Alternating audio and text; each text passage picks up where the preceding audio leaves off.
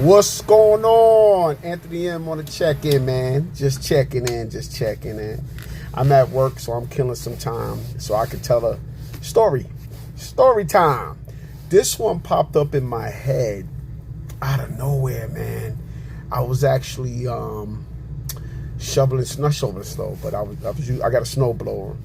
I was blowing the snow and everything, and I don't know how and I don't know why this story popped up in my head. But anyway, of course, when I was on a job, and it was within those first 2 years when I was on a job.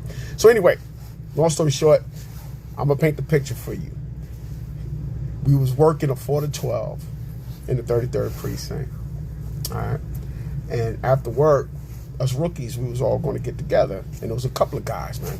I'm not naming no names, but they were like, yo, Ant, we're going to go to La Marina. Now, La Marina is in the confines of the 3-4.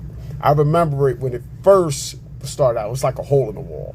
But, they built it up, and it was much nicer. I don't know if that club still exists to this day. But French Montana, he mentioned it in one of his raps. Skate off with your dot in La Marina. You know what I'm saying? But anyway, group of the guys, they were like, yo, we're going to go to La Marina. Ant, come roll. And I was like, nah, I'm good. I don't know what I can't remember that part. I don't know what I had, something else going on that night. But I said, nah, y'all have fun, man. Just be careful. I said, it's raining out here. Yo, be careful. I don't remember if I went home or if I had a check. I can't remember. But anyway, they went out. The next morning, I found out one of the guys had a terrible car accident. And I was just like, oh, man. He was alive, so we went to the hospital. This is me coming into work, and they told us about it. So, we go up to the Columbian Presbyterian, and he was all broken up, his pelvis, everything. And I was just like, oh, man, dude. So the way NYPD works, we do take care of our own. If somebody's in the hospital, they usually send a cop to go sit on them, preferably a rookie or an old-timer that's looking to retire.